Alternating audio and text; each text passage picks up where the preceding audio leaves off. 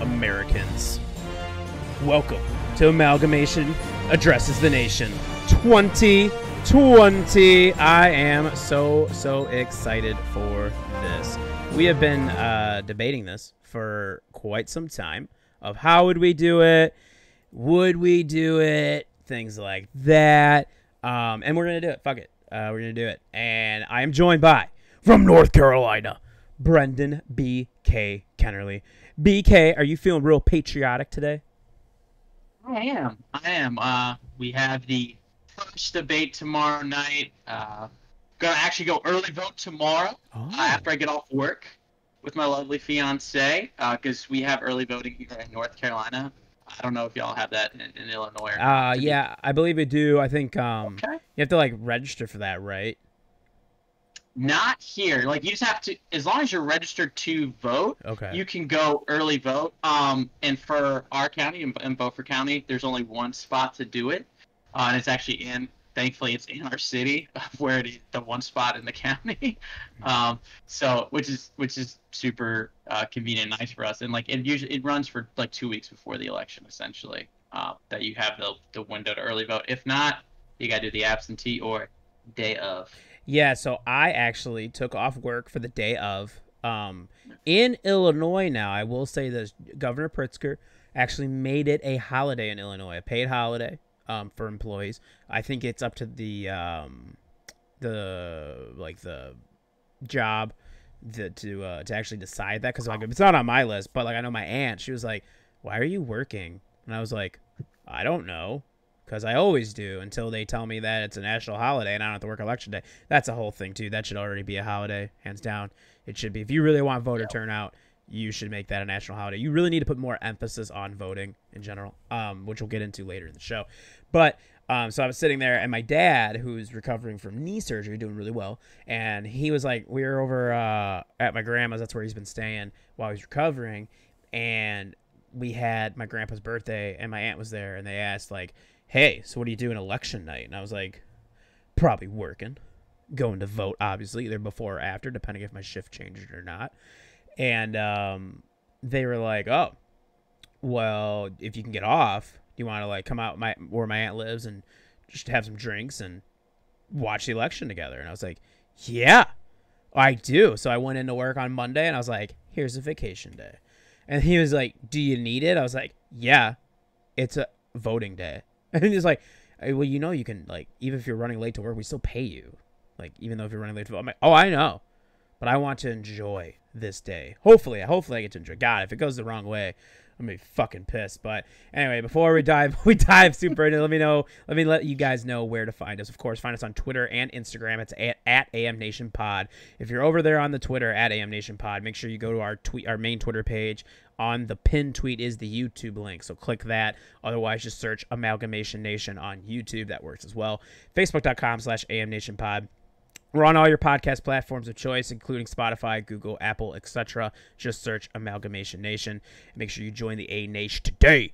Look for UndeadRebel.tv. If you go there and click on the merch tab, you can get a tons of Undead Rebel merch, as well as our merch, which hopefully soon. Gotta get with David. We'll get all the logo updated. We'll start putting all that out. I do know the Gator is out, which I posted a picture of myself on the Twitter and Instagram with Tokyo Treat Box, which that was super dope. Not gonna lie, I haven't eaten it all yet because I'm trying to like figure out like how do I unbox something on YouTube, because I don't know how to do those things. I'm not that type of person, so I will figure it out. Also, twitch.tv/UndeadRedBull. Make sure you follow him. He's been playing some Call of Duty lately, especially the new Spoopy Warzone event, which it is updated, so I will play at some point this week, because you got Jigsaw, you got the Texas Chainsaw Massacre guy. When you die in Warzone, usually you go to the gulag, right, to fight for your way back. No, you become a zombie now, and you can attack other players, which I think is fucking cool. I'm not gonna lie. It's pretty dope. And the map's dark, you know what I'm saying? So it's pretty dope. Like the lights are turned out? Yeah, yep. Like all no street lights work. Like going dark. Yeah, that's exactly what it is. We will be moving to a new schedule where we record our Gaming Weekly Live. This week, there was no Turnover Tuesday. There was no Gaming Weekly Live because I believe Saturday. I think that's what everybody said. I now have to go back and read the chat. But I think it was Saturday. We're going to pick a time, and we are going to record the 100th episode. I know. I'm excited. We'll probably, I'm sure David's going to put it on Twitch, so we'll tweet out that out. It's twitch.tv/UndeadRibble, of course. And we're going to get into a ton of shit. We're getting into whatever the fuck everybody wants to talk about. Not just us, but you guys as well. Hit us up on Twitter at AMNationPod. And in the Twitch chat when you're there, let us know. It can be anything. Doesn't have to just be sports. Doesn't have to just be gaming. Doesn't have to just be anime. Whatever, man. Whatever you want to talk about, let's do it. Is this the show where we rank our top porn stars? I don't know. Could be. I don't know. I won't have any. Oh, well, you're a good man. No, I'm just a community video kind of guy. That's just respect. That's just what I do. Respect. Yeah, I want it to be real and gritty, just like my action movies. Holy shit. I probably won't do that just because Slap Nugget won't be there because he'll be at a Halloween party and I'd feel so bad because he's the one that wants that so bad. So I won't do that. And speaking of Slap Nugget, twitch.tv/slap_nugget. 2 P's and 2 G's. Give him a follow on Twitch. On Twitter, go to @JoshBarlog. Every Monday, Wednesday, Friday, he does Natty Nights at 8 p.m. Central Time. I join him in the co-host chair. We talk about national sports news and Chicago sports news. $4.99 gets you an ad right about basically the beginning of the show, and then just let them know that we sent you. And of course, if you're looking to upgrade your video game chair experience, go to TriumphChairs.com and use the code Big J and BB Show, all one word, for 10% off your order. All right. Now that's done. BK. We are in election season. Full blown. We're getting close. What are we, like 2 weeks? 2 weeks out? A little less now. So, yeah, just technically under 2 weeks. 2 weeks would have been yesterday. So, just under. Now, getting close. For the people watching, obviously, I am wearing a Biden-Harris shirt. So that will tell you where I'm at. Okay? First and foremost, I will let everybody know. That is where I'm at. I've only voted in 2 elections in my lifetime thus far, the 2012 and the 2016. And I do tend to lean more Democrat, but depends on the situation. BK, where do you put yourself on the spectrum? Because that's a very large spectrum. It's more moderate, but like definitely lean more towards Democrat than Republican views, but I do hold some conservative views. But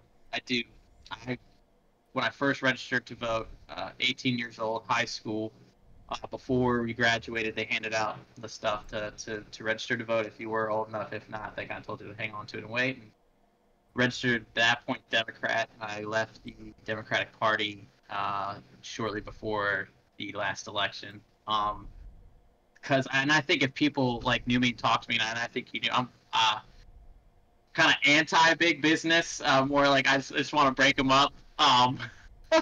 That's true. And it was part of the reason why I left the Democratic Party, just because they were getting to bed too much with big business and how the whole Bernie Sanders thing went down. He wasn't even my favorite candidate at that point, wasn't for this cycle either, but I felt like they did him wrong, and the party, I didn't agree with a lot of things, so I left. And so I'm been registered independent since then. But yeah, that's just kind of how it's evolved for me. This will be my 4th election that I voted in. The first one was Obama going against McCain. So I do remember that. I do remember that vividly. Obama did come to ECU, came to Minji's Coliseum, and went there with my roommates and fraternity brothers. We saw that, and then Sarah Palin came in town, and she was at Minji's as well. Actually, no, she was at Dowdy Ficklen. She was at the football stadium. Obama did the basketball arena, and Palin did the football stadium. Tell you what, if it was Lisa Ann who played Sarah Palin in a porn, probably would have been better. Probably would have been better. I remember in 2008, I remember the Obama-McCain election because I had some people that were like outside family members, that were a tad bit, I would say, ignorant would be the word. Maybe racist would be the word. And they were like all so anti-Obama that I went and bought an Obama Biden shirt just because of it. I was like, yeah, And I wore it. I think I wore it at like Thanksgiving or something.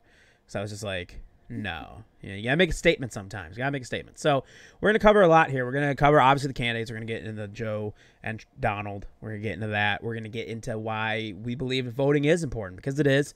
And some of the issues that people are facing right now while they're trying to vote. Of course, there's so many different ways to vote. The one in particular is gamers.vote, because they're nonpartisan, or they're not, there's no bias to it, and it just helps you teach you how to register to vote. And it's very simple to do. It's real easy to do, actually. Even if you're not sure, maybe you are registered and you just don't know it, you can actually check that as well. So that's gamers.vote. Go there and check, because the election is coming up, everybody.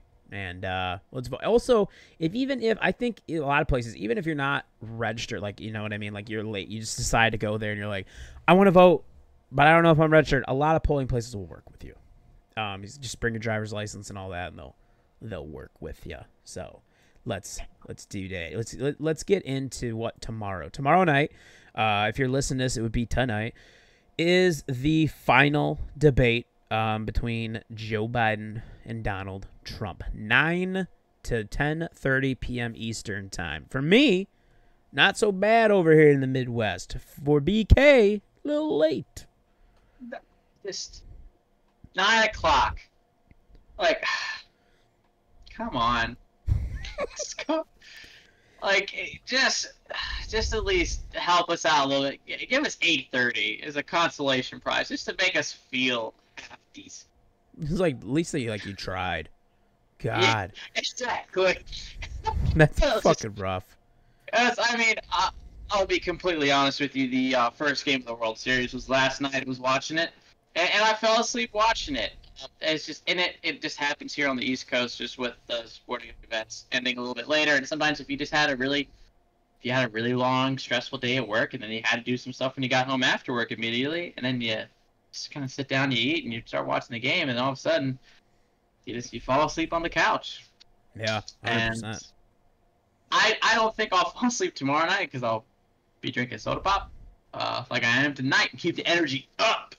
Oof. So, I just wish 30 minutes. Is 8:30 start time for me, so that'd be 7:30 for you. Is that still reasonable for you? I think that's fine. I mean, listen, like I said, this doesn't really affect me as much, because, True. I get off work, and then I'm good to go. I don't have natty nights on Thursdays, which is nice. The previous two debates, I've had natty nights, so I had to watch them later after the fact and rewatch them. That's what I just did for the town halls. I rewatched Trump's and Biden's. I didn't get to Jorgensen's just because, for me, I'm not voting third party this year. I just don't want to. Tell me I'm right or wrong. Garrett from Iowa on Twitter. I know you'll be listening. You can tell me whether I'm right or wrong, and I understand that. I respect your opinion. I just, in this election in particular, I think there's so much that is on the line for our democracy. There's so much on the line for the fabric of America at this point, because it feels like we're getting kind of torn right now, and we got to fix that. So I think that maybe Jorgensen's got some great points. Maybe she's got some good, ideas. I'm not sure. I haven't even invested a lot into checking that out. I've been really, really focused on paying attention to all the dumb shit Trump says, some of the dumb shit Biden has said, and everything in between. So now, because of these two are like fucking children, we have to have a mute button, which is just fan-fucking-tastic. So the way this is going to work, Kristen Welker from NBC News is moderating it. The debate will be held at Belmont University, upset city from the NCAA tournament in Nashville, Tennessee. And the debate has changed, just so it's a little bit easier for us to digest. Under the new rules, Biden and Trump will have each 2 minutes of uninterrupted time at the beginning of each 15-minute segment. Afterwards, they can discuss issues with each other with both microphones open. BK, you watched the previous debate. Boy, what a fucking disaster. Yeah, I was doing some drinking, watching the debate, just sitting there like folding clothes, and I think the interruption was more one-sided. DJT, 45th president, Donald Trump there, than Biden, but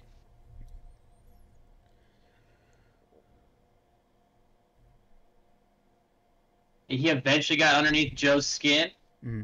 and then eventually that he kind of got more bickering back and forth. But I don't think it really worked out how Trump had really planned.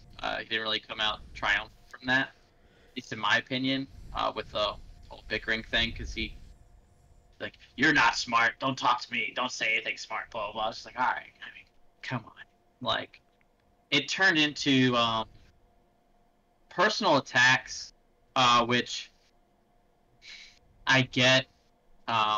You have to, like, make your point, I guess, but at the same time where it's like, all right, like, I feel like as Americans we deserve, like, people just to actually debate their ideas, you know, and of them actually thinking like, oh, okay, my plan and my thoughts, like what I want to do and have in place, are better than yours.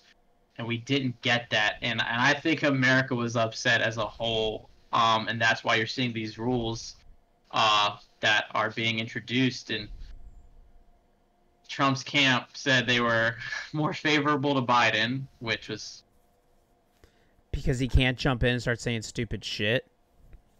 Yeah, it's but he said he's still gonna do it, so that's good.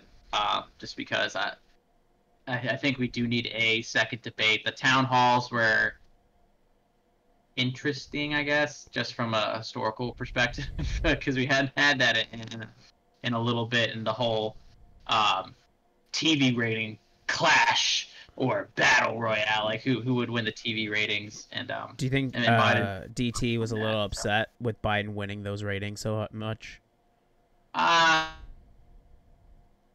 Because that's his big thing, right? Man, my internet does. But it's true though, right? That has been Donald's big thing, is the TV ratings. That's what he tweets about, shit like that.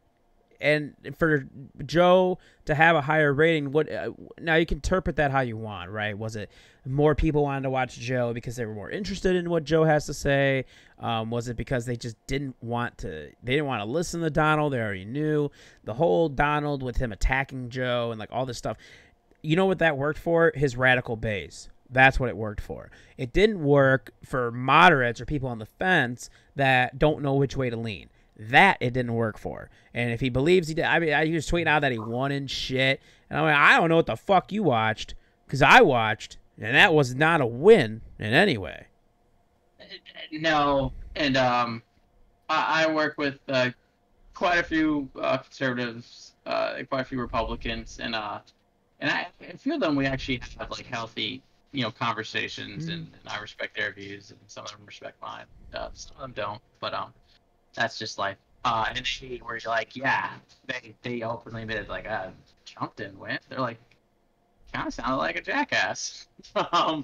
And they were like, well, but and they were like, oh, well, Biden didn't sound any better. I was like, true, but Trump didn't win. And I think it bothers him because how Trump ran his first election, kind of like in my opinion here, is that it was shock and awe. Any coverage is good coverage. Kind of like the old adage, like, well, like there is no bad press; it's all good press. Mm-hmm. And it was just like this. It was like a fire, and it was just kind of pumping more oxygen into it. It was growing and growing because they're giving more attention to it, and that's how he became this just I don't even know the word to say here. Just this enigma.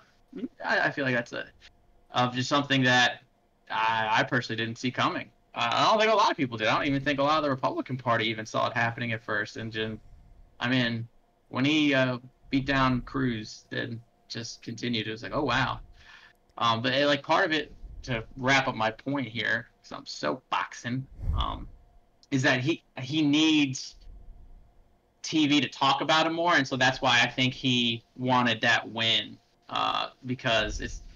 I don't know. That's just me. I think he needed that, TV ratings wise. I think so too. I think it fucks with his psyche when he doesn't, and he just starts tweeting just incoherent things. Law and order, vote.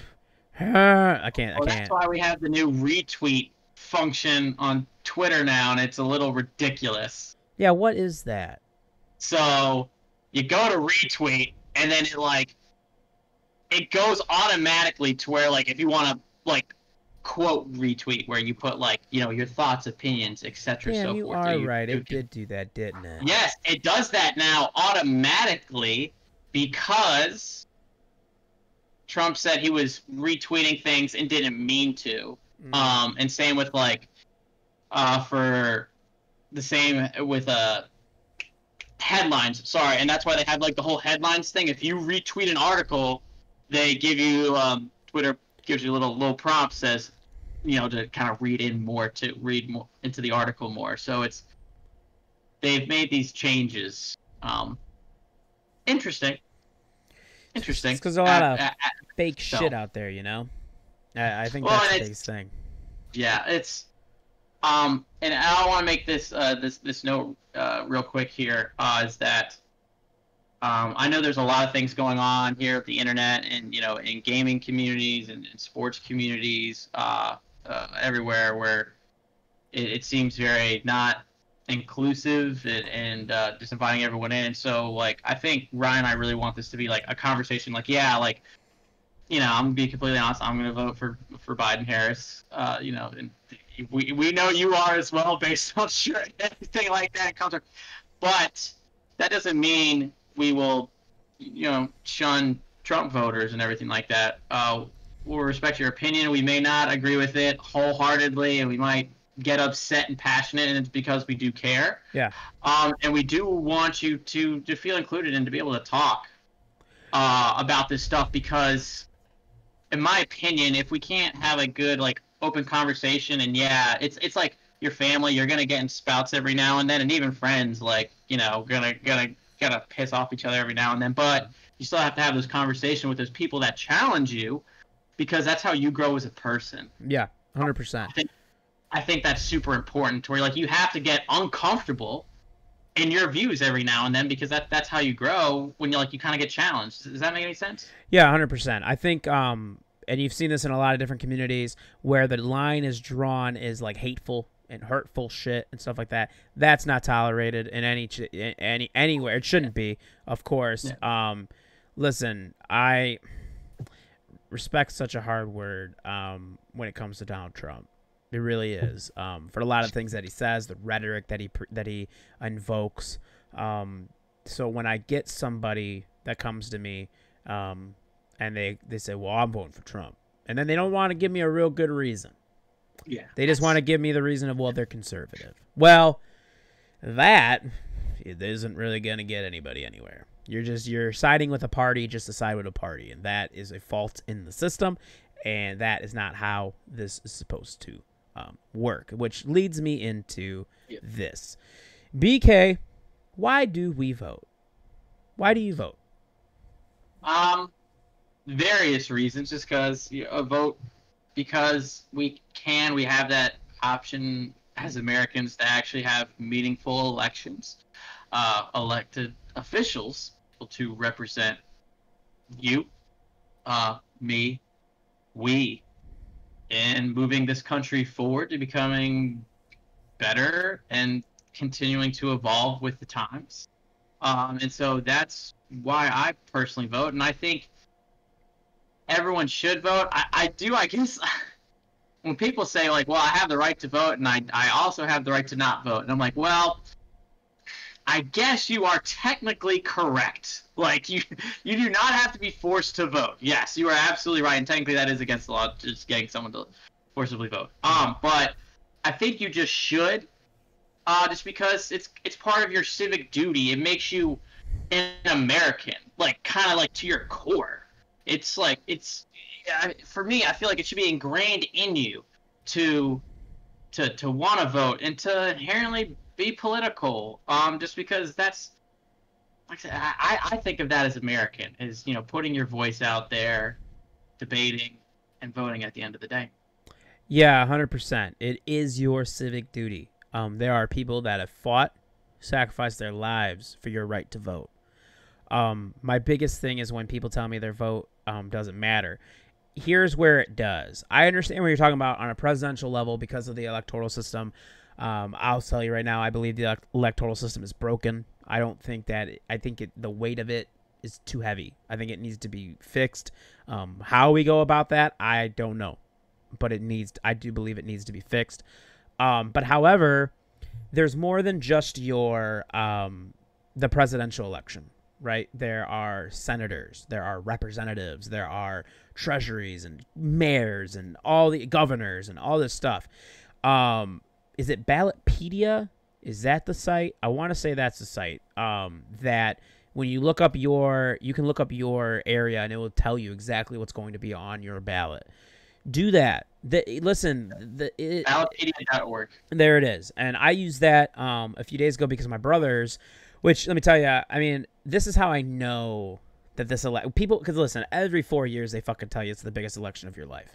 But the reason that I know that this one feels so real is that I've got my brothers who were like openly like, how do I register to vote? What do I do? I want to vote. How do I do it? Our own Metal Mike and Guadalupe and David and even I think Dan and like everybody was like, oh man, I gotta go out and vote. I gotta go do it. And like just to have that energy of people to be like, no, there is something fundamentally wrong with this country, and this is how we're gonna fix it. This is all we can do right now to fix it is vote. Your voice does matter, regardless of whether, because you know, for me, right, I live in Illinois. I'm going to listen. 99% of the time, the state's going to be fucking blue as the old Kmart light bulb. Blue as fuck, okay? Because of Chicago. That's a very more liberal area right there. As you get further into southern Illinois, you maybe get a little bit more of that conservative starts to show. There's been some fake conservatives starting to pop up on different Facebook groups and shit, which is weird. And what Facebook's toxic as it is. But you know, your vote still, like I said, your vote still matters. You should still take this opportunity to go do that, because if you don't vote, you really don't have a right to fucking complain. It's kind of like, shut the fuck up. You didn't go out there and try. You didn't even like make an effort. I touched upon earlier, election day should be a holiday. Nobody should go to work on election day. You want more people at your polls, working at your polls? You want more volunteers? You want more people to go out and vote? Make it a fucking national holiday. It should have been done. I hear a lot of people talk about different days that should be holidays or they shouldn't be holidays, like Christopher Columbus Day or Pulaski Day. I've even seen people that say we should have 9/11 off. Okay, I respect that. But why isn't Election Day a national holiday? Why? It should be. And the biggest thing is, I think that a lot of politicians at times, or the government, they tell you they want you to vote, but they really don't want you to vote. People that are in power are afraid to lose power, so not making it a national holiday is a source of contention. And I agree. I think it's bullshit. Pardon my French. It makes me think about, you know, people like throughout history that just didn't have the right to vote, and it's just like, all right, this is who's leading our country and making all these decisions, and I have no say in it. I'm just, you know, dirt poor, just a little serf, and that's just life, and that sucks. Right. Like that just sucks. So, just please go vote. 100%. I've been preaching it at the end of every episode, whether it's the Weebisodes, the Gaming Weekly, the Turnover Tuesdays. I end it with go vote and stay breezy. And it's because I truly believe that people need to go vote. It's something I'm very, very passionate about. I have been for a really long time. It's just that I think that, like you said, it makes you feel American. How stupid it is when you get that fucking sticker. You still feel like you did something. Like you're like, yeah, I fucking voted. And like I don't know. That's how I feel. I went in March and voted in the Democratic primaries.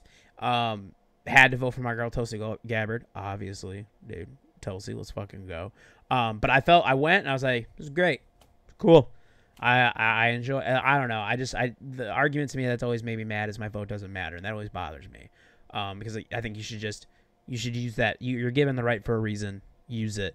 BK. I think it's a pessimistic outlook on things. It's like, oh, like my vote truly doesn't matter. It's like, well, like, all right, then be more optimist. Try to view the future like brightly. Like, okay, well, I can vote today to potentially change tomorrow, so it will affect things down the line. Like, so it's not as dark as right now. Yeah. Like that. And I used to be a very negative person, so like I try to be more positive now since I've gotten older, and so that just like pisses me off. Oh, my vote doesn't matter. No, like, well, no, it does. Like, you matter too as like a person. If you think you don't matter, no, like you absolutely do. So that's why you should go get your ass to the poll. Right, 100%. Like, there are people that I understand. Like, for me, right, for instance, my polling place is like literally right down the street. It's right here. Nice. It's pretty great. Whereas like my grandparents, I was talking to them, they changed theirs up, and it's like way down the fucking road, and I'm like, oh, that's just not right. That's kind of sucks. Like, the zoning's all shitty and stuff like that over here. But yeah, man, people are out here voting. Why is it? And, you know, my biggest thing is young people. We're going to get into young people and politicians starting to try to reach out to young people later, but get up and vote. The fuck do you have to do? You're sitting there beating your meat, doing dumb shit. Like 5-6 times a day. Yeah. You know, I mean, listen, I love video games, but take a break, pause the video game, save it, obviously, make sure you save it, and go to your polling place and vote. Do it. Get it done. That's what I'm thinking is. BK, what about voter turnout recently? Where are we at? So the early voting numbers are really good. Coming back, it's 30% of the turnout was of the complete turnout of the last election has already voted, like early voting in person or absentee ballots, which I think is freaking awesome. Just because going back to where like just want as many people to vote as possible. Just because I'd rather have better turnout. And if you look at it, and I shared the links in our little notes here, only we can see, not the viewers. But you can actually just search real quick. You can just like type into Google voter turnout in U.S. presidential election history, and there's good links. And if you look at it, like throughout the 1800s there and going into 1900, it was around 80%, if not high 70s, for voter turnout, which is really good. Like that's awesome. Like if let's say your favorite basketball player shot that from the free throw line, you'd be pumped. So right now I am showing everybody the U.S. The early voting totals here. So this is summary statistics for reporting states. Total early votes. You can see here Texas, Florida, California obviously having the highest numbers right now when it comes to total early votes. That's a big deal. We've seen that. And then here's your voter turnout by year, right? So you see where these numbers start to kind of dip. And that is also a very big deal because the dipping in votes tends to kind of be an issue. It's just, and that's going to lead into like a little soapboxy thing I get into here. Is like where you hear a lot of things of, there's ballot harvesting and all these, and you hear this fallacy of like, oh, well, the Democratic Party is going around and busing people and voting illegally in different counties and different states and everything like that. And it's just like, all right, honestly, if that's really, really happening, why are we not getting more turnout? Why are we not breaking way more than 60%? We haven't even broken, like, let's just say, like, we haven't even gone above 65% since 1908. Yikes. So if there's all these illegal, nefarious things happening where all these people that should not be voting but are, not seeing it. Because the last election, 55% of the people in the U.S. voted. Just over half. Which is a little bit more up, yeah. Yeah, but comparing it to, like going back to like free throw shooters, like basketball, like yeah, around 80% good free throw shooter. 55% awful. Yeah. That's not a good free throw shooter. Like, and that's like, and that's what I get upset about, and maybe impassioned, is that where you see a lot of things where the GOP are just making it harder for people to vote, and I just don't understand that. Why you just don't want people to vote, and they're making it harder for people by removing polling stations in places and putting up fake freaking boxes, and then I'm sure people saw on Twitter, Facebook, Instagram about the police officer, yeah, who came into a polling station wearing his Trump mask, which is, you know what, you are allowed to wear your Trump mask, but you can't be doing it on polling station grounds, and you cannot be there in uniform unless you were asked to, and he was not. Oof. And so that's what's upsetting to me, is because that is a clear demonstration of power to intimidate people, because as a police officer, you are able to intimidate because you are an officer of the law. Like, you are there to uphold citizens' rights. And if you are infringing on them, that is fucked up. And that's a really fucking shitty thing to do as an individual. And I'm sorry, I feel like I'm yelling at you. And I don't no, it's okay. I'm just getting angry. Just because I just hate it that people are, like, afraid to vote. And it seems like there's more roadblocks now to voting. And, like, I guess I'm okay with, like, sure, I'll compromise. Like, let's have an ID to vote. Fine. Bring a driver's license, ID, whatever it is to vote. Fine. Open more polling locations for people. It's absolutely ridiculous that people have to wait 8 and 12 hours in line to vote. Yeah. Absolutely ridiculous. 100%. Why? Compromise here. And so, like, that's how that's my deal. Sure. Require everyone to have an ID. Awesome. But open up twice as many polling locations.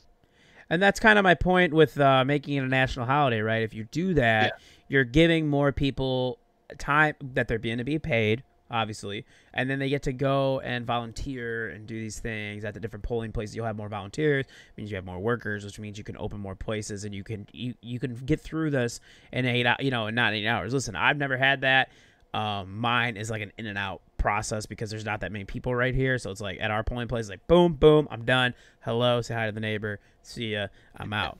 And like, that's fine. But I do understand, like, in situations that you're waiting. I will tell you this in case you don't know. Even if your polling place closes and you're still in line, they have to let you in. Do not leave. Know your rights as a voter. That is my biggest thing. Look them up and know them. As long as you got in line before the cutoff time for when the poll closes, you're fine. Yep. They cannot turn you away.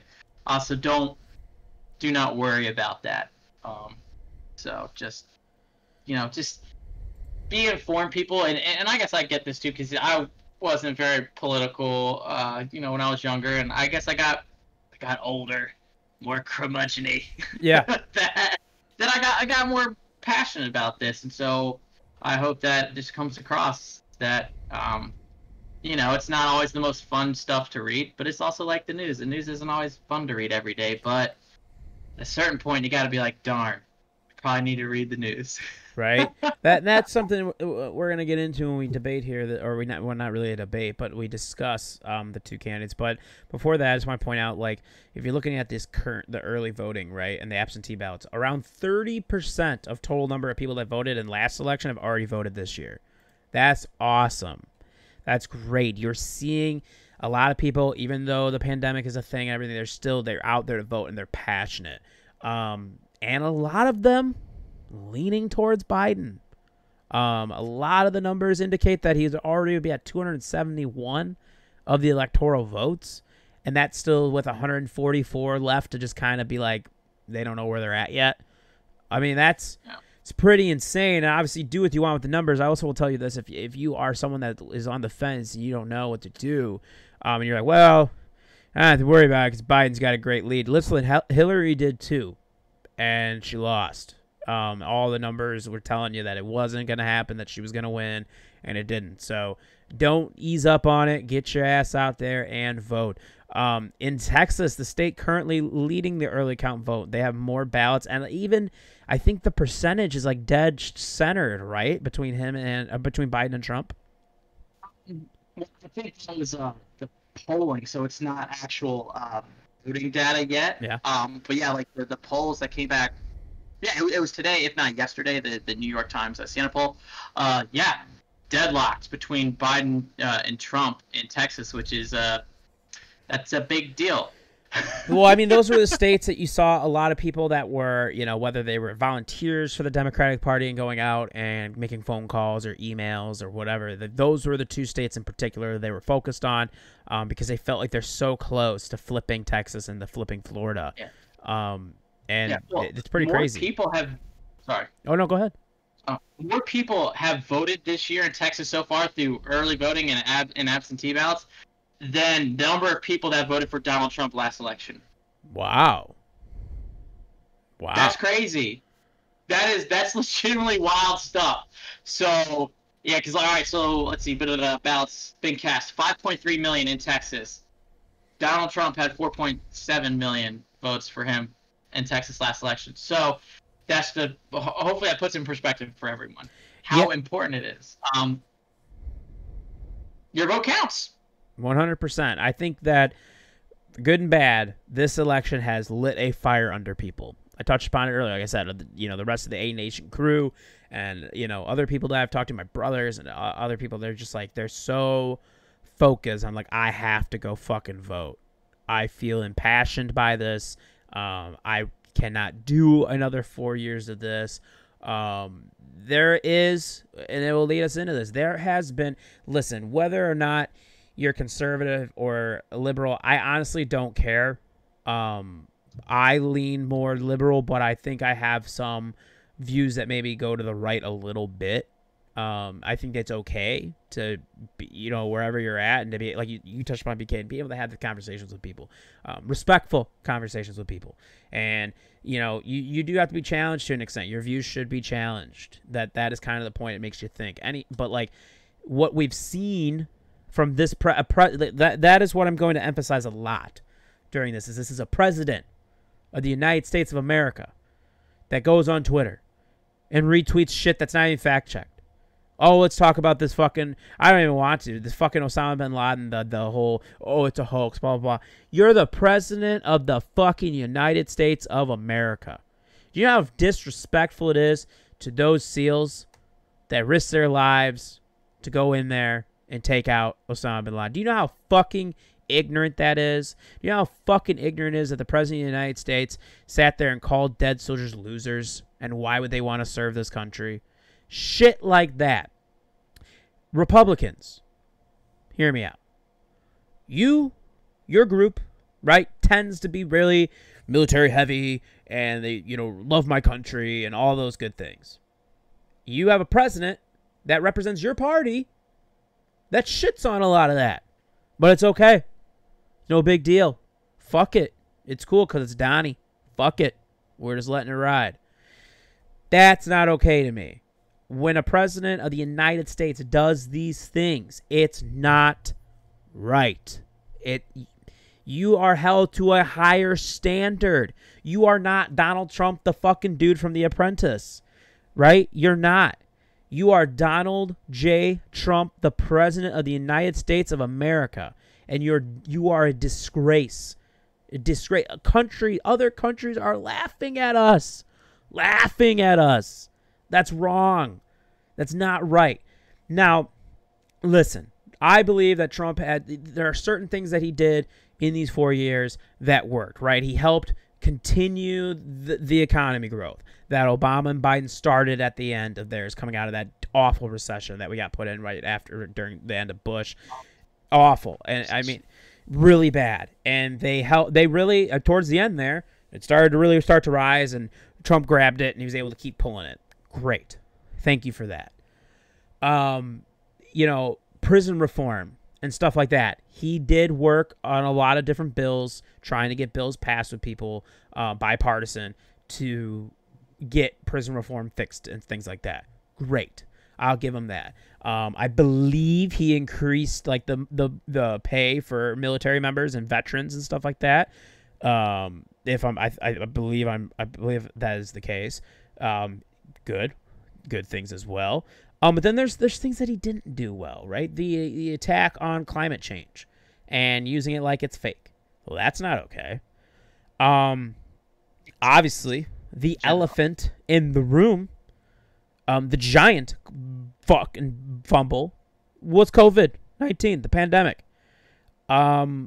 Listen, now I will say, out of the positive to come out of this, I probably wouldn't have been so hard pressed to push the podcast to go on the Discord and record this way until the pandemic, because it forced me to. So in that case, thank you. But other than that, lots of people lost their jobs. Lots of people, unfortunately, have lost their lives from it. And we have a president, again, the president of the United States of America, downplays it. He's downplayed it this entire time. Even though now we know that he knew that it was going to be super serious, but he didn't want to freak people out. I listened to his town hall, and when he said that, and he's like, well, I don't want to make people just think, oh my God, we're all going to die. And she asked him, is there no middle ground? He's like, no, there's not. What? Like, there's there's just things that he says that just doesn't, you know, the white supremacy comments and the whole not denouncing white supremacy. And then it's like, you guys are just picking that out because he said it in these other situations. Listen, there was the one with the guys with the tiki torches, right? And him saying, oh, there's good people on, Charlottesville. Oh, there's good people on both ends. Really? There's the kid in Wisconsin that shot and killed the people because he went up there and illegally brought his gun to Wisconsin from Illinois. Yeah, not good. And they defended him. The whole, you know, good boys and telling him to go out and wait and, you know, like winking at him. Yeah, stand by. Boy, that is the President of the United States of America, people. That's who that is. And two things that are concerning there. To play devil's advocate for anyone that's listening, feel free to check us. You know, that's fine. In the comments on the YouTubes, on Twitter, whatever.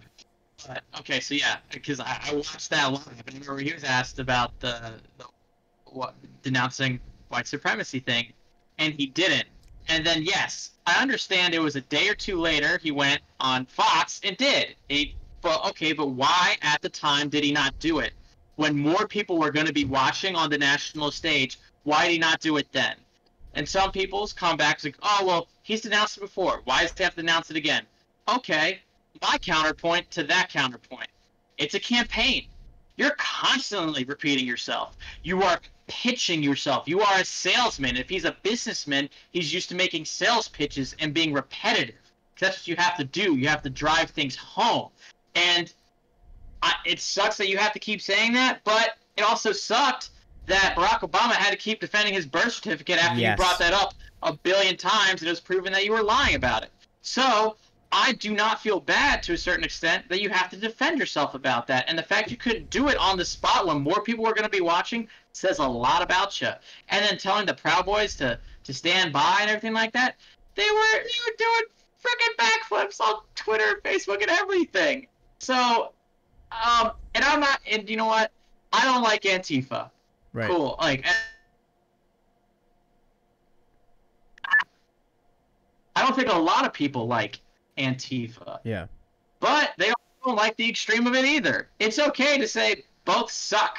But Antifa is not one organization. It's just like kind of all these cells from all the everything I've read about. It's like all these cells. There's not one head of the organization, like the KKK and other stuff.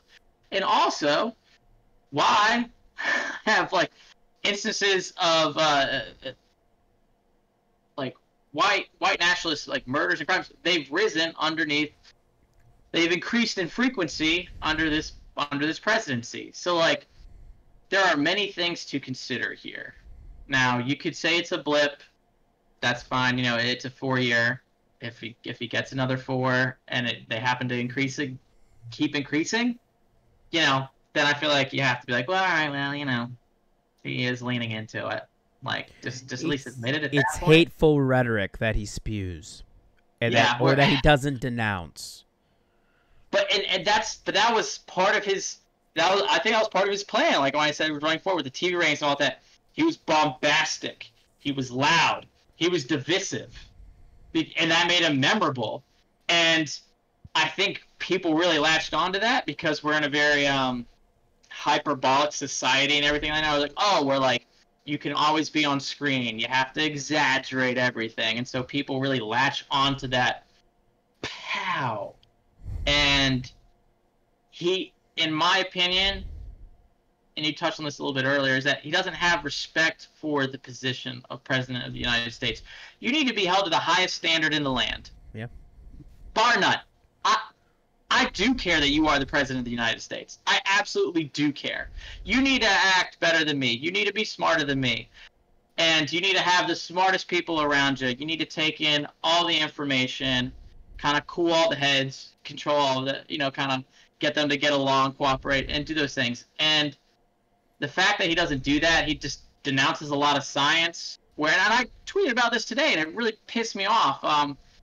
I feel like I'm just this is BK's angry cast. That's okay.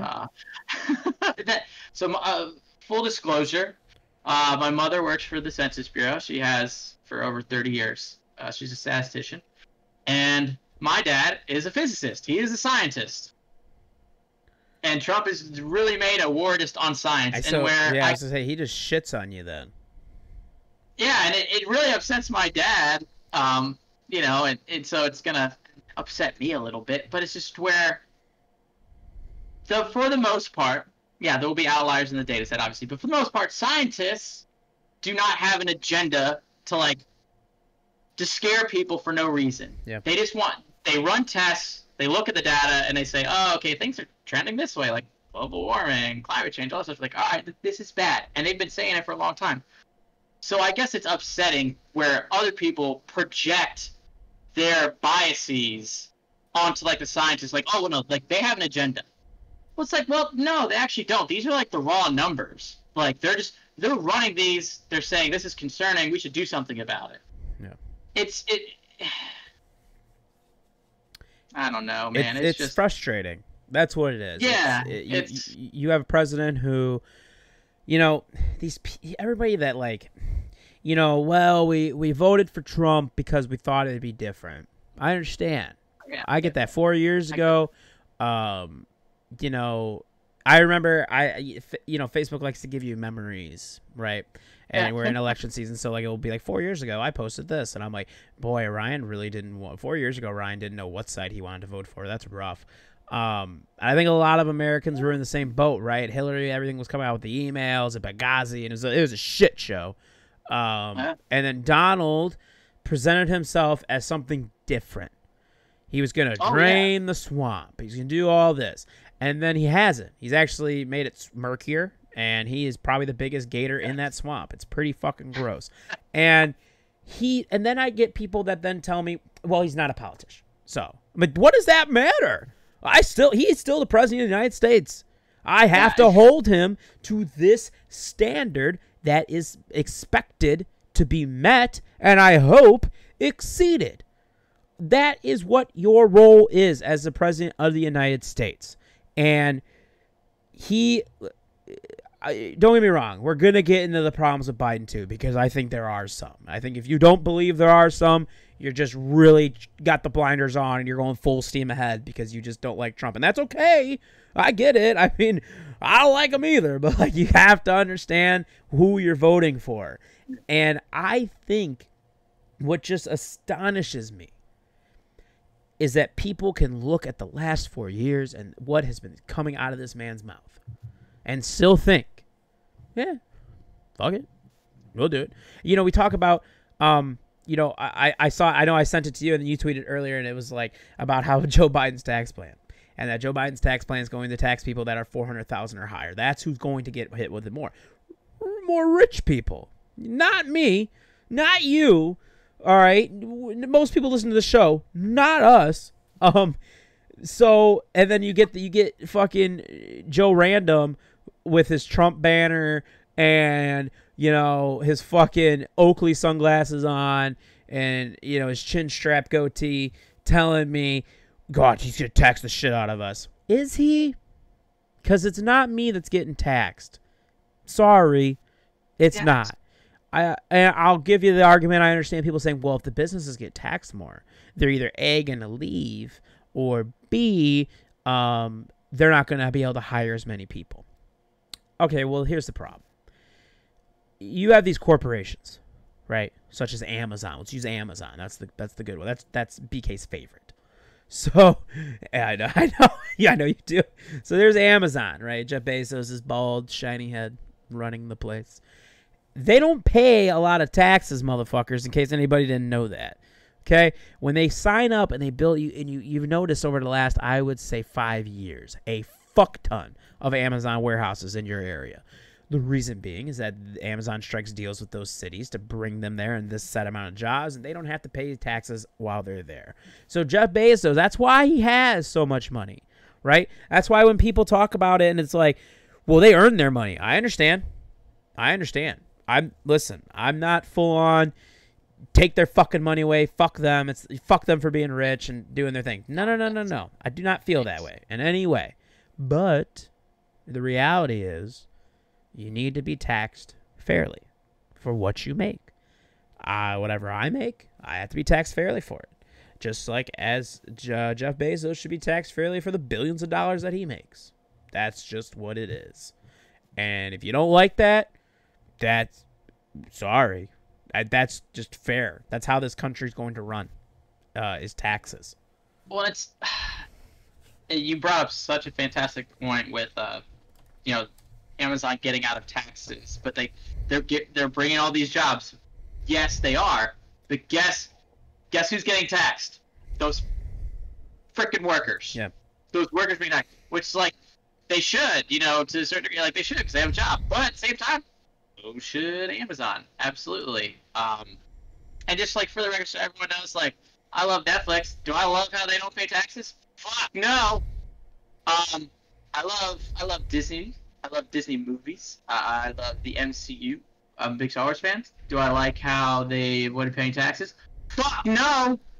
I've been on a cruise. I've never been on a Disney cruise. I would like to go on one. That'd be cool. Take a picture with like Tigger and Winnie the Pooh or something. That'd be fucking awesome. Oh, hell yeah.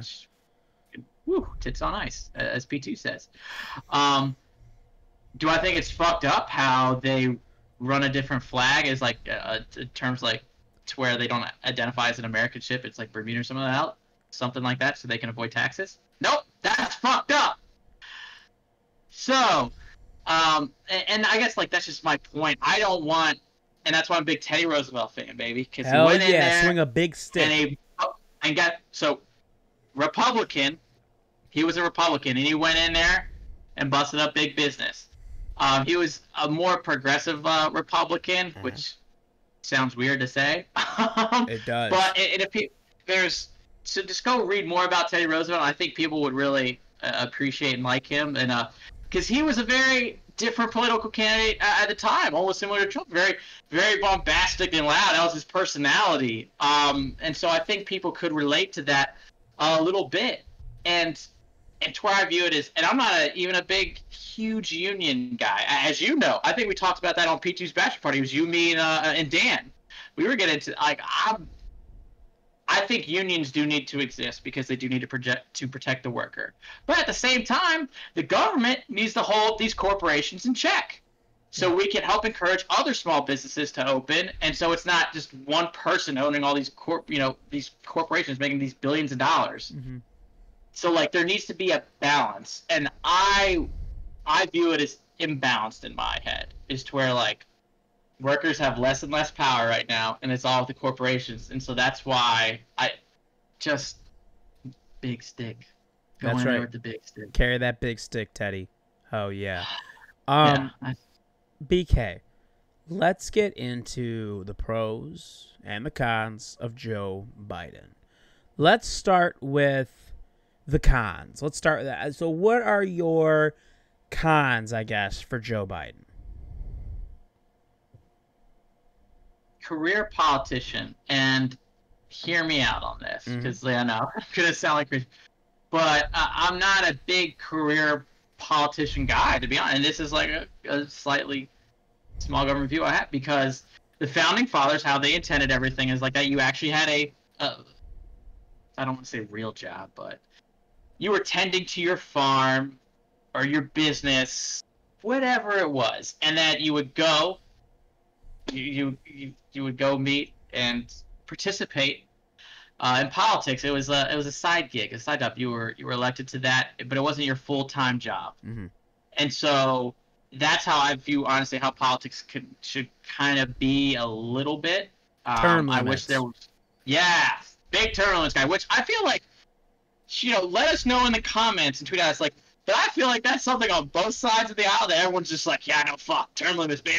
Yeah. Like, I feel like everyone can agree to that. So that's why you need to get out and vote, and so we can fucking make that a fucking thing.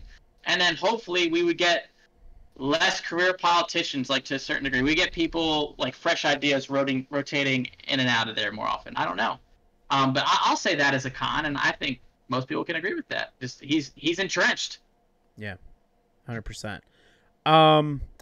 Con for me, some of the shit he says, just like at the recent town hall when he's talking about police reform, because he's in a real tricky spot as a Democrat.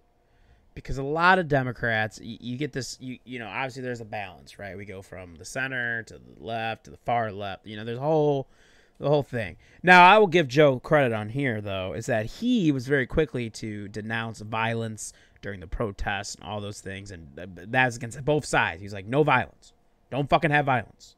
I give Joe Biden credit on that. What I won't is like some of the things he says, right? Where he talks about, you know, the police thing. And obviously, yes, I agree that we do need to implement changes in the police system. I think that he talks about when there's like drug overdoses and things like that, and like these things, you need to have social workers there, and you need to have them trained for this and go with the police officers and be able to de-escalate situations, all these different things, and getting people help, not keep locking them up, which is so crazy because the crime bill says something completely fucking different, which Joe Biden was a part of, and which he has talked about. And I also give him the credit that people change, society changes, and he realizes that it was wrong. And he talked about during this town hall that on the federal level, they felt like they got it right. And then they went to the state level and they got all fucked up because the state started doing it in their own way. Yeah, that's true as well. But Joe Biden talking about, like, he said something about shooting him in the leg. All right, Joe, listen. I've heard some stupid shit. You know what I mean? Like, I heard Donald Trump, for better or worse, whether he was serious, not talking about, you know, Clorox and injecting Clorox and shit. That was dumb as fuck anyway. But shooting him in the leg, Joe, listen. I understand, I think, what you're going for in that said situation. But to tell somebody to shoot them in the leg, listen, that's extremely difficult. You got to put yourselves in the situation. Listen, first and foremost, I do not believe all cops are bad, right? I don't think anybody does. No one does, right? There are good cops and there are bad cops. There are good people in every position and bad in every position. The difference is if you do have the bad ones, you need to speak out and need to get rid of the bad ones, right? So then the good ones can shine. You need to get the bad out of the bunch. It's far too often that we see bad cops killing people of color unjustly.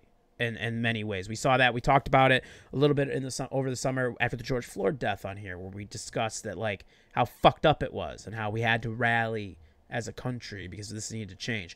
Joe Biden's, the way he describes certain things, the way he wants to do it. Or we can all remember that you ain't black. When you said that, well, no, not good, Joe. Not good. I won't hold against him, obviously, his speech. That is, he has a speech impediment. He's worked very, very hard to correct. Donald Trump, when he makes fun of him, just looks like a fucking asshole. Looks like a bully. But I do believe that some of the things Joe Biden has said, in particular, the shoot him in the leg and the you ain't black and like things like that, not good. You mentioned him being a career politician. Yeah, not great. Not great. I mean, I think if you were to look at Joe Biden's record as a career politician, more times than not, I do believe he tries to fight for the small businesses, the smaller person, and the blue collar. That's something, you know, from Scranton. I think that's really something that he's tried to do over the years. You know, but I do believe that those are some of the downfalls with Joe Biden. I think the difference, and I mentioned this earlier, or I said this before the show. Joe Biden, to me, where I'm at, this last 4 years, specifically the last couple, have been so dark and just nasty, and like the dissension and like the divide of this country has been so gross that you need a bridge. You need someone to get us from where we're at to get us to where we're trying to go. And I think Joe Biden is the best candidate for that. When the Democratic primaries are going on, yes, I love Tulsi Gabbard. All in. Did I think she was going to win? No. But I think she made great points, and that's good. Pete Buttigieg, I think he made great points, but I think he was just, 4 years too soon. Bernie, well, it just didn't work. It didn't work. It was like you were taking two sides. You were taking the Trump side that was way over here, and you're taking the Bernie side way over here. Could we as a nation swing from here to here? I don't think so. Whereas Biden is going to present you go from here to just gradually over to here, and then we'll get ready. To me, Joe Biden isn't going to be a 2-term president. I think Joe Biden, because of his age, will be a 1-term, and then hopefully we get some fresh sides of the Republicans. We see what Kamala will look like. If she runs, then we'll see. Kamala and Pence, you can discuss those. Nikki Haley, I think she's the one that's being tapped, and she'd be a darn good choice. Yeah, 100%. What about some pros, though, for Joe? This is gonna sound like a cop-out answer, but like compassionate, and I don't mean that like unless he actually comes across as genuine and like compassionate. It's not fake. Yeah. To where like he actually like he just like cares. He cares about people's plight, and not to sound like a sap, but like I want my president to like care. Like he needs to care about like everyone, and so the fact where he seems like he genuinely like cares, and he's talked about the divide in the country and like acknowledges it, and that we can't go forward like that says a lot to me, instead of the other guy who's running off like make America great again, keep America great, when there's been divide. And like the whole make America great again slogan it's kind of like sketchy, because you're like, oh, are you like harkening back to when like not everyone had voting rights, when there was more racism, xenophobia, all these different things. But you could get lost in the weeds with that. But so like I would say just his compassion, and I know that sounds like a cop out, but he comes across as genuine. Did you notice during his town hall, every time he would answer a question, he's like, hey, thank you, I really hope I answered your question. And the way he said it just felt, like you said, compassionate. It didn't feel fake. It was like he was really genuinely cared. And that type of environment is something that Joe Biden does really well in anyway, because that's what he liked to do at the local level for so long. So, yeah, man, I just think that, Joe, one, his compassion, but I think Joe's experience with getting things done on both sides, working with both left and right, and coming to an agreement, because that's what you need right now. There's a very, very, like I said, very deep divide in this country, and I think that Joe offers the best way to get through this and to rebuild and to heal all the wounds that we've been dealt with. I think you brought up a good point with the whole being a moderate, like, because he's very much a moderate, and honestly, most Democrats that have won the presidential nomination here have been very moderate. Like Bill Clinton, very, very moderate. Barack Obama, very moderate. Yeah. Like Al Gore was probably the most progressive of them, and he lost to Bush. Yeah, 100%. Because America, when it comes to their presidents, we tend to want to go to this middle ground. This is what we want, because your president is supposed to be able to get things done on both sides. Your president isn't supposed to just, I only give a fuck about the Democrats, which, again, we're going to go to a con here for Donnie. Very, very much like, I will help the red states. You blue states, fuck you. I'm not helping you. And then bashes the blue states and their leaders, if they are Democratic, about the way they've handled it, right? And it's like, you're the president, man. You have to put that aside. You are supposed to work with both sides. That is your role. All right. You are not the Democratic senator from California. You're not the Republican rep from fucking Georgia. Like, that's not your role. Your role is to help moderate and bring both sides together and create policies that work for both sides. That is your role. And he has not done that. Not done that at all.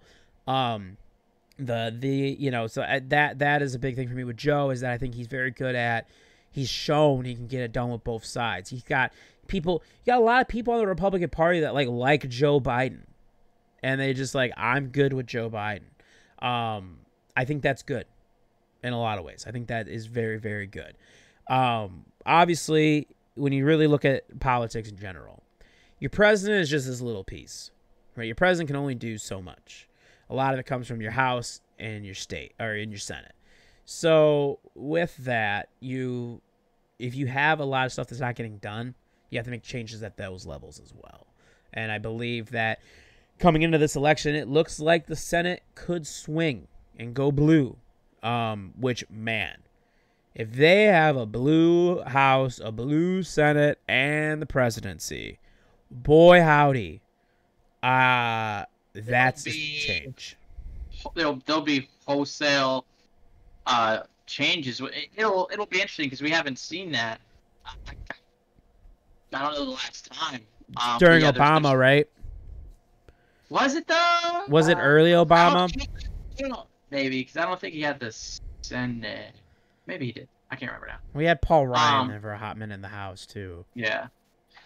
But getting off that, because if it's all blue like that, you're just going to see a lot of changes. Like, they could increase the number of justices in the Supreme Court. There's talks of making Puerto Rico and Washington, D.C. states, bringing on statehood, giving them voting rights, because Puerto Rico right now essentially is a territory. They're essentially, the colonies when they didn't have any voting rights. Right. That's Puerto Rico. They're essentially in that. But I know on the ballots there, they are voting on statehood this year, whether they would like to be a state. So that is interesting to consider, because both of them lean Democrat, lean blue. So it could tip the balances in their favor more. So it's interesting to see, because usually the Senate favors rural areas, where I live compared to where you live. And so that's why you usually see more Republican representation in the Senate than you do. So it would, I don't want to say a landmark, but it kind of would be. If that happens, I think it will, and all the polls are saying that, you're going to see wholesale changes. This country would be a lot different in 4 years. I think if you're a Republican and you see that happen, you should know where the blame goes. And it's on all of these Republican senators and representatives that just turned a blind eye to everything Trump said and everything Trump was doing, even when they knew it was wrong, and they didn't correct him because they knew if they went against him, he was gonna push back at them, which is wrong anyway, right? As president of the United States to do that. I don't know if people don't realize that, but that is wrong. That you're seeing it, and people, that's how voting, that's what I'm talking about when voting matters, is you look at these guys and you're like, like for me, right, if I was in Kentucky and I would vote the fuck out of Mitch McConnell out of there. Let me fucking tell you, that fucking ghoul just sitting there and this bullshit and all the shit he's done. How can you, with a straight face, block Obama from putting in another justice, and he had still 8 months left of his presidency, but then say, hey, it's in the president's right, that's why it's cool if Trump does this? And I'm like, you piece of shit. Just garbage. Yeah, that one just wholly upsets me too. Probably less than the taxes one. Just to go. That's so stuff. But yeah, this is I think Jamie Harrison, who's running against Graham in South Carolina there. I think Graham's still up in the polls. So hey, if you're in South Carolina and you happen to be listening, go vote for Jamie Harrison, because he actually wants to make changes for the better. But going back to my point here, Graham actually said, "Use my words against me," and the whole, "Oh no, Obama should not get a say in nominating the next Supreme Court justice this close to election." And Harrison literally said, "Hey, you literally said this. I'm using your words against you." And he had he had nothing to say to that. He avoided taking a COVID test, even though he was exposed at the same time. Trump and everyone. I didn't even get into that. Yeah. Yeah, he was exposed at the same time, just so he could help keep pushing this through. And then I just saw earlier today Schumer's going to try to block that all this happening. I don't know if that'll happen, and so that's why I think they're probably gonna pack the courts. They're gonna add more justices. Which, where do you fall in that? I think it's a little fucked up, but the Republicans have been doing it. That's where it is. They set the precedent, and so. But I don't want to get into this whole thing of like where just because you did it, now we got to do it because two wrongs don't make a right. Exactly, that does not benefit the country, and but at the same time, Republicans have been doing this on a state level for years now, so it's just like a shitty situation. Because I have this I've gotten into these thought debates, like I said, with people at work where they're like, because I talk to them like, all right, Donald Trump, not a very good Christian, a very adulterous. Cheated on his wife while she was pregnant with one of their kids. It's fucked up. And the whole grab them by the pussy statement. Little upsetting. And so. But he's their savior. He is their savior. I was like, well, how could you? I was like, why? I was like, why do you think that's okay, or what makes it okay in your mind? Enlighten me. They're like, oh, well, Bill Clinton did it. And I'm like, all right, I absolutely understand that. But haven't we learned from that and grown that we don't want a president that's going to cheat on his wife, especially with the White House staffer? Haven't we learned we don't want someone like that in the Oval Office? We don't want someone adulterous. We want someone to uphold our values. So part of me thinks that with the whole pack in the courts, where I don't think that's okay, if that makes sense. I'm very conflicted on it. So I avoided the question a little bit. I do apologize. No, that's okay. I get what you said. I mean, that whole thing with them being adulterous, I think it was Joe Rogan talked about how, well, I don't want to hold my president to these high standards, but you should.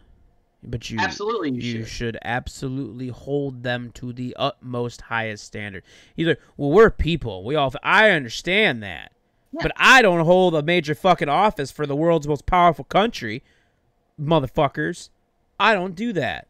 I that's not my job. I host a fucking podcast, so kiss my ass. You know what I mean? That shit pisses me off. And you get these people that get brainwashed by this type of this shit, and it's like, you don't use your heads. You have the internet, but you need to use the internet smartly and safely. Understand? Look at it. You got, today they released about Russia and Iran trying to interfere in the election, and it's like, how does this happen? Why are we not doing a better job at protecting this? You talk about Trump and the adultery, and then you talk about, the biggest thing with the pack in the courts. It's like the Republicans are playing this game where I think now the Democrats are just like, we're gonna have to fuck around and do this too, because this is fucking ridiculous. The game that you're playing, it's not fair on both sides. Like I said, you didn't let Obama do it, who had more time left of his presidency, but you're going to do it right after Ruth passed away, which is so fucked up in so many ways. God damn. I will tell you, Mitch McConnell, I'll say it right now, that man can rot in hell, because I cannot fucking stand him.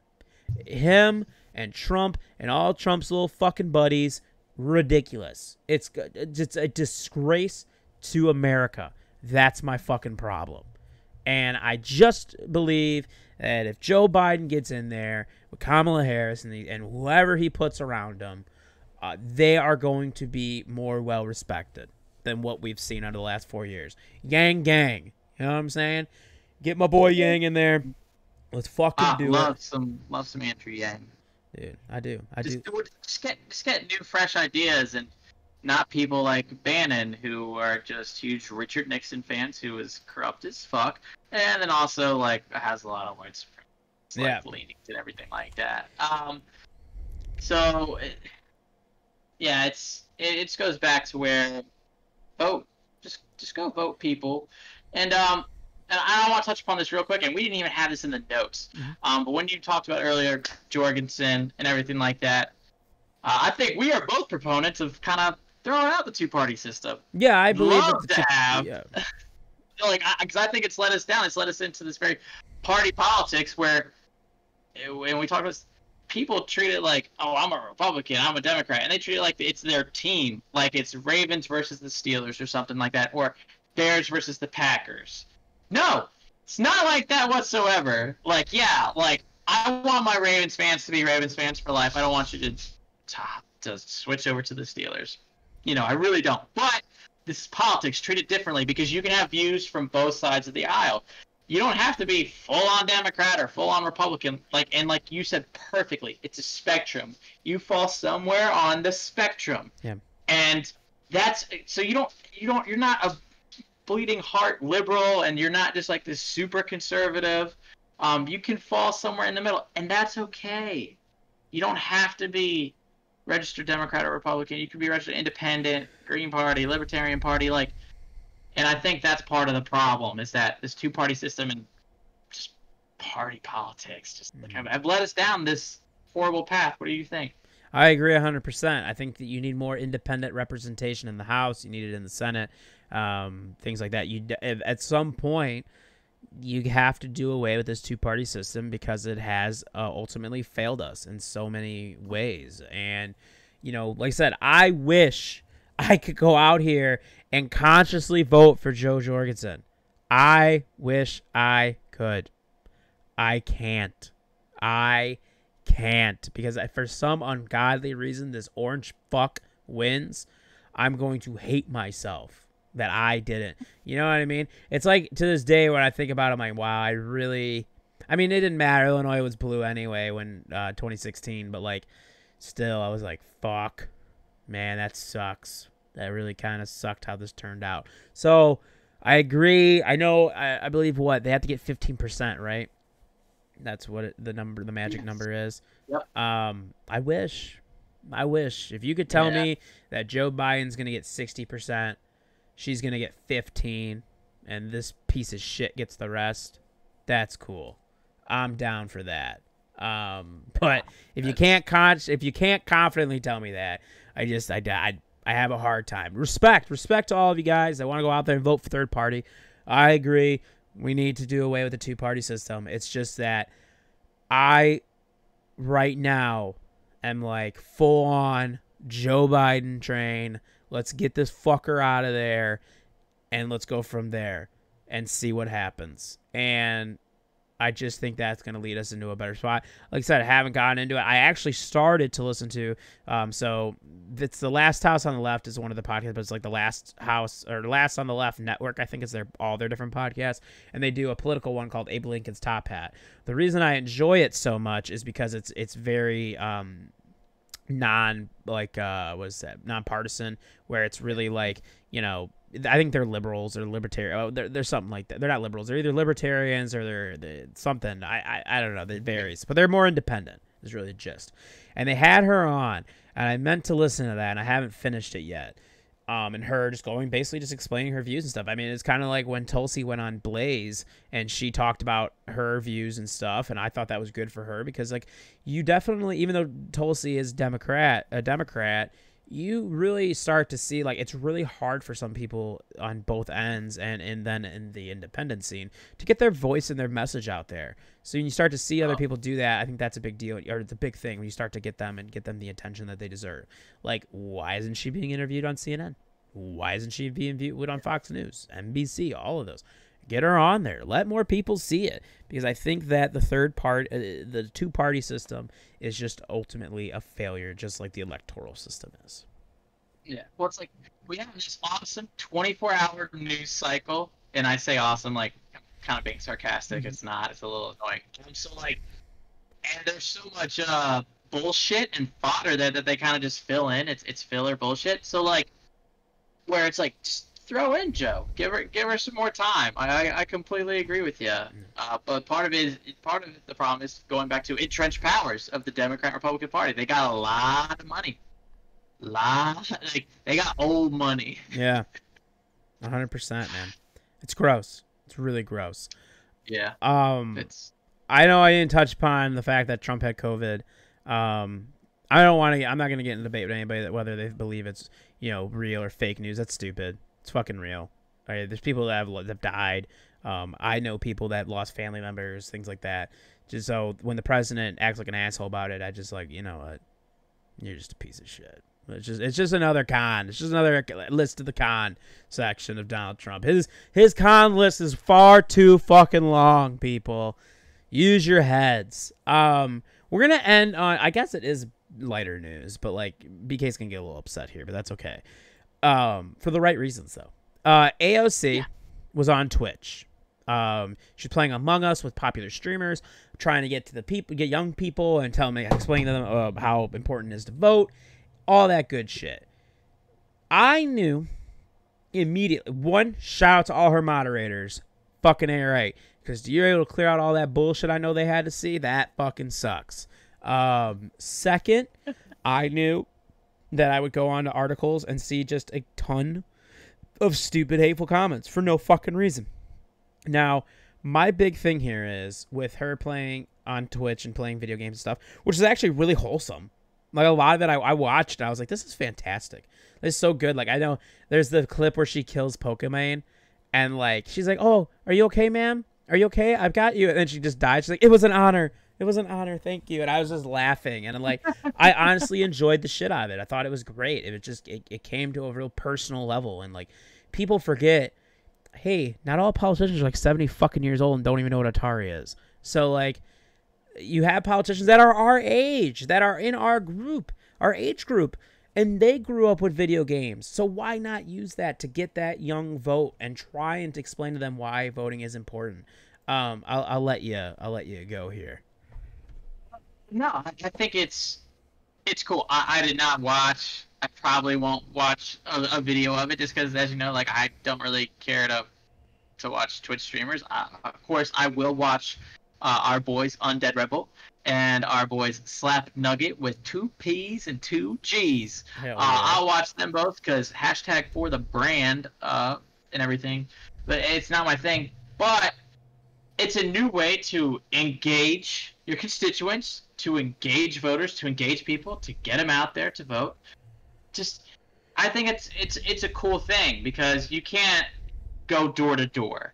You can, especially with COVID right now. Like, let's just say, like, in the times we live, you can't do that anyways. But especially when COVID, you doubly cannot do that. So this is another creative way to get out there and do that. And like you said, video games are wholesome. Not to mention a very healthy industry. Very, very healthy industry that's been on the rise this year. That give people an escape.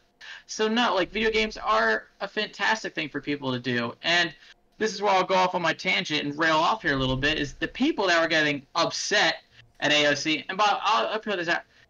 I'm not a huge AOC fan because she's almost a little too progressive and too liberal for me. But I'm not gonna, hate on her for that. Like, she's running for office. She's doing her thing. She's a politician. I get it. But the people that were criticizing her and attacking her and Ilhan Omar for doing this, like, okay, so you're just completely okay with, like, say, going back to, like, adultery and all this stuff. You're just okay with your politician doing that, but you don't want a politician to get on and play video games? Seriously. Like, it's not like she's doing heroin underneath of a bridge. Like, fucking ridiculous. Sorry, pardon my French there. That's gonna hurt YouTube views probably. I don't think so. I swore a lot. I swore a lot this episode. Alright, then I'm not gonna. Well, like, we just don't listen to this with kids around, please. Fuck them. They need to know. But, yeah, they do. They'll learn eventually at summer camp and stuff. But it's. I hate it how people are like, they're willing to compromise, like, their morals on stuff, but then they're like, nope, can't play video games because it's the devil. It's like the same people that were saying, like, D&D is going to lead to satanic cults. It's like, well, no, it's not. It's just like, that's just kind of like nerds in their basement. They're just, like, telling stories about fancy stuff and, like, cool stuff. Oh, wait, if it's for no one, why is fucking Harry Potter a huge fucking movie franchise, and same with fucking Loader, all this stuff like that? It's like, no, like, MCU and Star Wars. People have these escapes, and just to, like, bash people for that and to, like, enjoy them, where it's not infringing on anyone else's rights, like I will never understand, and it upsets me on a whole nother level. And well, I'm gonna real quick here, going back to the creativity of it, like it's super creative and new. Yeah. Where it's like, I wish that more politicians would do more Skype and Zoom and like Microsoft, like kind of like team stuff, because like I think there should absolutely be campaign limits. And because with technology now, they don't have to necessarily go everywhere to go across the country all the time and fly and spend all this money. Like, because I think that money can be used towards better things to help stimulate the economy and what else. So I'm off my soapbox. I'm sorry. I don't know. You're okay. I think that one big point is, don't like it, don't watch. It's real simple. Yeah. Right? You don't have Avoid to watch. it. No one told you to tune in. 400-something thousand people decided to, which is crazy. It's the third More than highest. Ninja. Yeah, it's the third highest, only behind. So it beat Ninja's comeback to Twitch, but it trailed Shroud's comeback, which was like hit 1 million, which is fucking insane. And then it was over the 500,000 people that watched Ninja and Drake, which I will never forget being a part of that and watching that happen organically. And it was one of the craziest things I've ever watched when it comes to video games. I was like, holy fuck, dude, Drake's playing Fortnite. And then it was like Juju Smith and Travis Scott are playing Fortnite with this dude who literally lived like 30 minutes from me. This is fucking crazy. So that, in that regard, it's pretty cool. Also, Joe Biden has been getting involved. He has been to Joe Biden Island on Animal Crossing, which kind of funny is Greg Miller and Gary Whitta showed off, and you can actually visit it. And because in Animal Crossing you have the dream world, so if you type in the code, you can actually go visit it, which I have to still do because I want to see it. Again, that was super cool and super cute. It's Animal Crossing. Like, I think that's pretty awesome. And you have... I'm good. I think why this is so appealing is you tend to see a lot of people that are younger are more liberal. They just tend to be. You don't know a lot. I don't know a lot of young people that are conservatives. I think maybe that comes as you get older and you decide, because you feel like, well, they're going to help me out on this end. And then you get the people that are older that really are just like, I'm good where I'm at. I'm good right here in the middle, flowing between, or I'm good right here, but when you see them get involved in video games, that is because of the young people, and the young people play a fucking ton of video games. You know that because on this channel and on all the podcast platforms, we have a weekly gaming show, and that's what we do, and it's pretty fucking fantastic, and I love the shit out of it. So I'm all for it. I love video games, so to have the politicians get involved and it to be in such a nice, fun way is what I loved. I mean, Bernie had a channel where he was showing off like his rallies and talking to people on there. I thought it was fucking cool. Trump had one then right after that where he tried to do it, but like it wasn't the same. It didn't have the same effect because people were like, fuck this guy, and it was a little different. You know what I mean? A little different. But at the end of the day, I am happy about it. BK, before we wrap this up, is there anything else you wanted to bring up here? One other thing, actually, like. A couple of things that came out today that we were texting about, texting a few people about. So the first one, Rudy Giuliani, DJT's one of his personal lawyers, was caught doing during a lewd act. Trying to think of a nice way to say this, had his hand down his pants with a reporter that he thought was 15. So it was an actress, so she wasn't. And he tried to come across, and sort of his publicist say like, "Oh, it's fake," blah blah blah blah, like it's not real. But it was caught on film for the second Borat movie, which comes out here on Friday. That will be the October 23rd on Amazon Prime. Look, there's your shameless plug for Amazon Prime. So BK did that. He doesn't even like. Doesn't even like them. Movie party for it. I can't wait. Oh, nice. And so you'll be able to see the whole Rudy thing. So there's like this whole thing like, well, did Rudy come out with this whole Hunter email thing because, it was like the last Hail Mary, I think, from kind of Trump's camp. But did he do this because he kind of knew his Borat thing was going to come out eventually? He had to have known. It was literally filmed. He had to consent to be on camera. So he had to have known. So I think it was a little Hail Mary there. To try to deflect And I think that's why you've seen the Hunter Biden email thing kind of drop out of the news, because it was kind of bullshit. Yeah. And the other thing I want to touch upon, which upsets me because it goes back to that taxes thing that we were talking about. And a certain someone, DJT, paid more in taxes last year to China than he did to the United States of America. And I'm gonna tell everybody real quick. There's a couple things that Mr. BK hates and doesn't enjoy very much. One being not paying your taxes. 2, DJT to an extent. And 3, fucking China. Fucking China, those communist fucking bastards. There it is. Hey, but if a future Chinese audience, like, I don't hate the Chinese people, I just dislike your government, as you probably dislike ours. They probably can't even listen to us, low-key. Yeah, well, Google Translate and all that. No, I meant because they're, like, censored.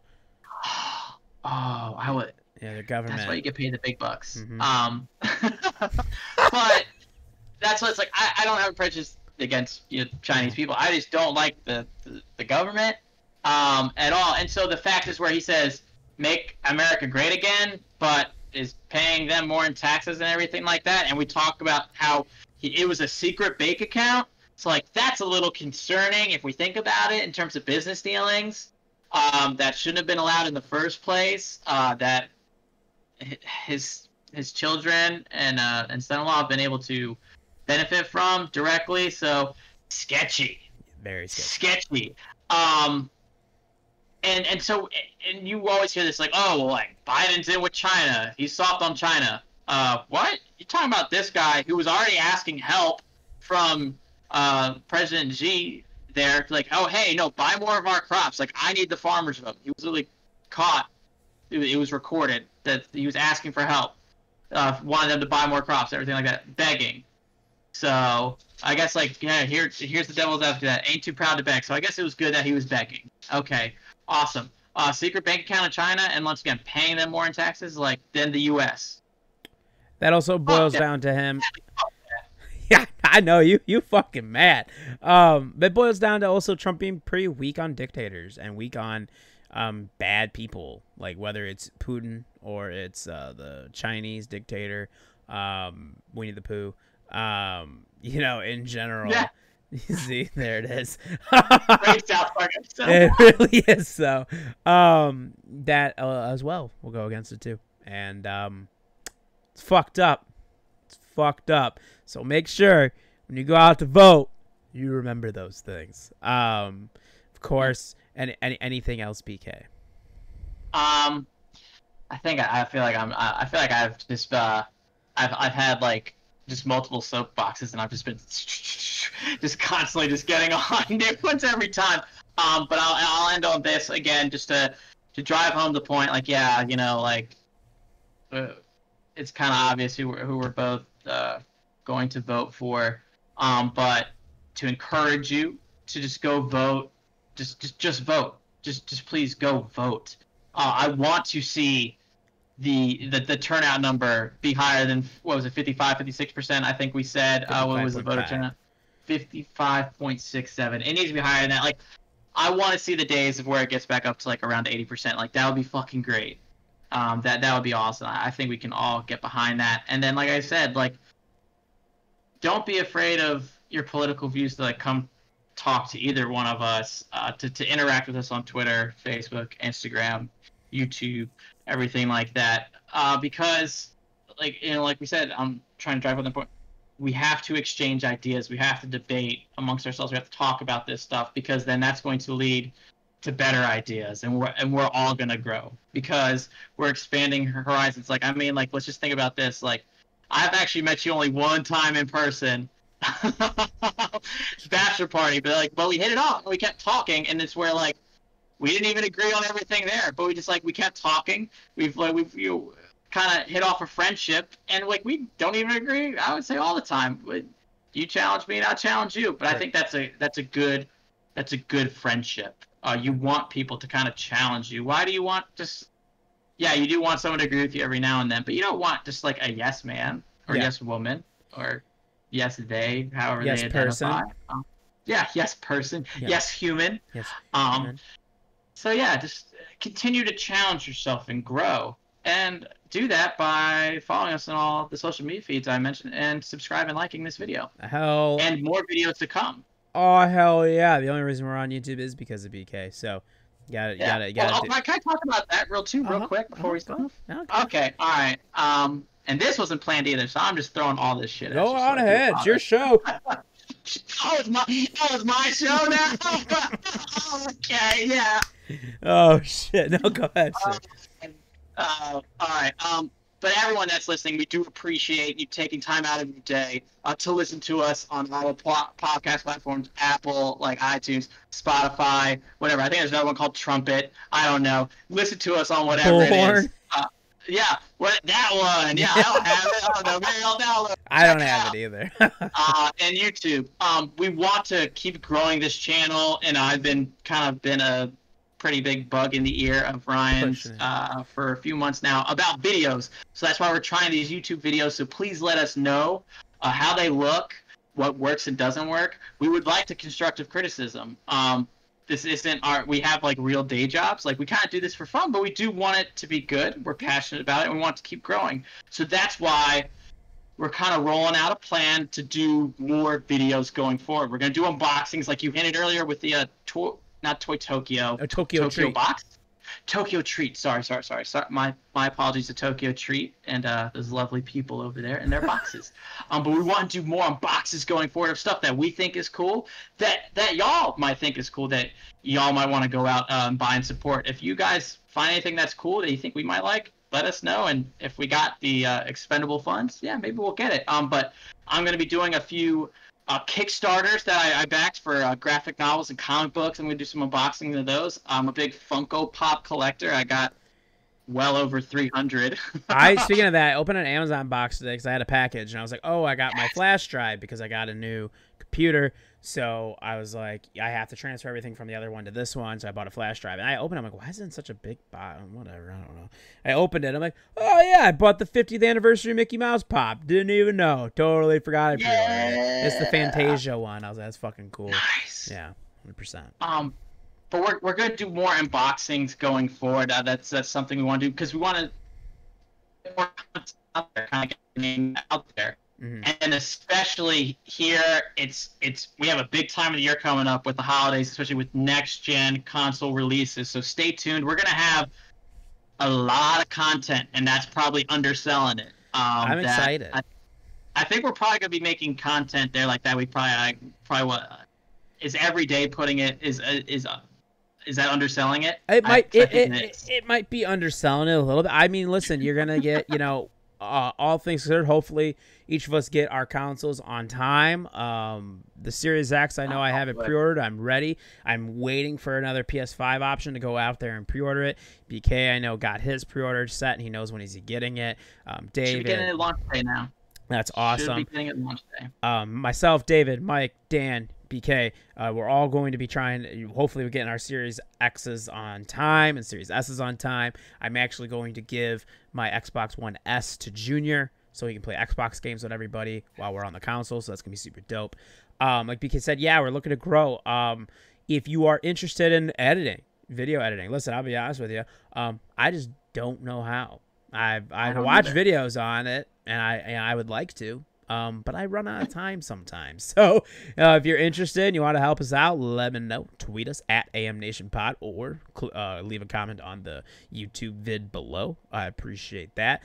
We got to get to 100 subs on YouTube because if we get to 100 subs, I promise you, the URL will be easier because then we get a custom URL. It'll be very easy. It'll just be, youtube.com/AMNationPod, and it'll be so fucking easy, and we'll be AMNationPod on fucking everything. But we have to get to 100 subs, so let's get there. Yes, I've decided when we get to 100 subs, I'm going to give out Amalgamation Nation and Undead Rebel merch. So let's do it, and let's fucking get us to 100 subs. That is what I want. Of course, listen to us on your podcast platform of choice, like BK said, whether it's Spotify, Google, Apple, all of them.